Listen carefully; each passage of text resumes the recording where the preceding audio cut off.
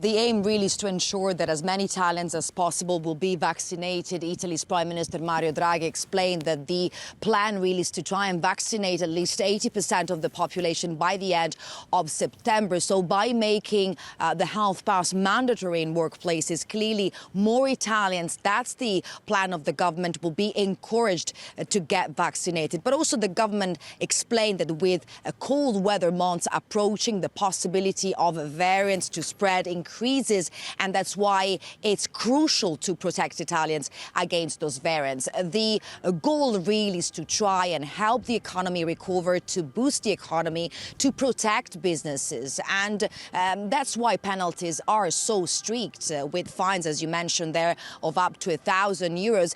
Clearly, that gives you an idea of how serious the government is about this. Paul? And how have these rules gone down? What's been the reaction? Well, there has been a lot of criticism against the idea of making health passes mandatory in workplaces with the no-vax front that has grown in the past few weeks. We've seen what has happened with the obligation of the green pass inside schools and among teachers. And mainly, we know that this has been a heated political debate. The government met with several union leaders in the past few days. One of the requests that they had made is that the fact that some of these employees might not be able to show a valid health pass should not become an excuse to fire those employees. The government said that would happen, but of course there will be penalties.